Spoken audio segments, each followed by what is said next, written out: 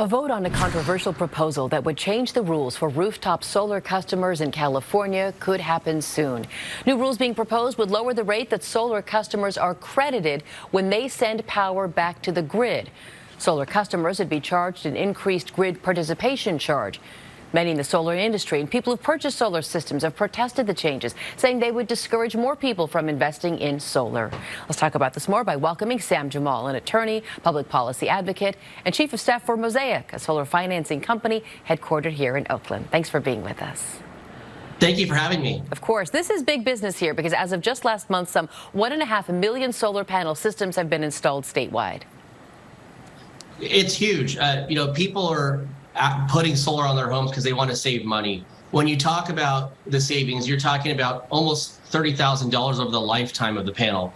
And then you look at the 10 to 20% in year one and just the rising cost of electricity. More and more families are choosing to save money with solar because they can control their bill, but they can also control their power because it's a way to avoid outages when the state has these different flex alerts. And so this is a very important policy to be able to help encourage more and more adoption.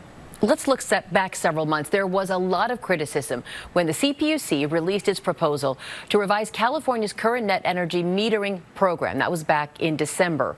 What's on the table now?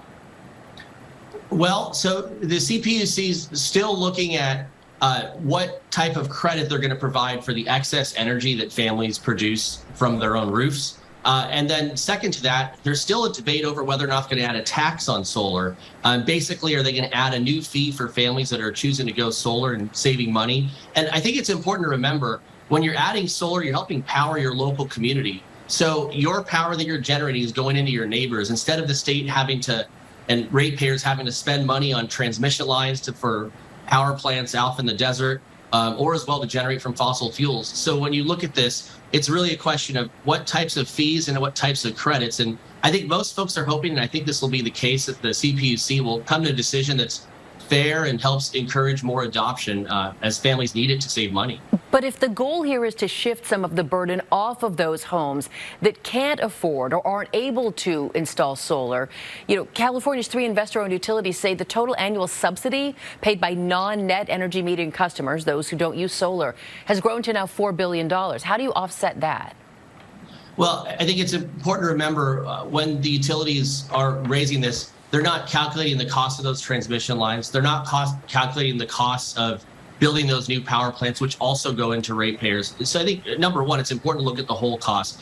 But number two, when you're adding solar, in particular, when you're also encouraging adding batteries, you're helping promote resilience on the grid. You're helping make sure that when there are flex alerts, families are able to keep the lights on, but also keep their neighborhood lights on because you're helping put more power in when the grid can't handle this new demand. On the equity side, I think just common sense, when you raise the cost of something with a new tax or new fees, whatever you want to call it, it's going to make the product more expensive, which is going to make it even further out of reach for a lot of homeowners. And so ultimately what the CPUC should be doing is looking at how do we lower the cost of adding solar? A company like ours, Mosaic, we finance solar loans. And so we help make sure people can have affordable payments to be able to pay on a monthly basis, a bill that's lower than what they pay for their energy bill, but also to add that predictability on their price so that 3 years, 4 years, 10 years down the line, as utility prices continue to increase, which has been the case, families have a predictable bill that doesn't increase.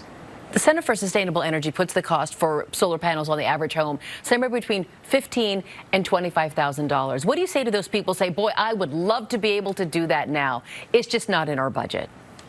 The Biden administration just passed the Inflation Reduction Act, which increased the credit that families can receive, the tax credit, up to 30%. And so that's a huge deal because you're getting 30% off of the system.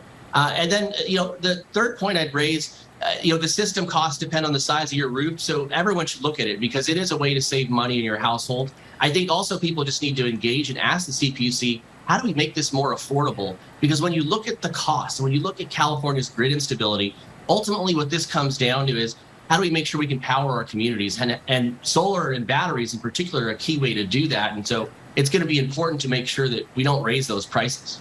Yeah, I mean, 15 to 25K is not nothing, as I always say, but it's down dramatically from where it was 15, 20 years ago. Sam Jammal, we'll have to leave it here. Thank you so much for joining us this morning. Thank you for having me.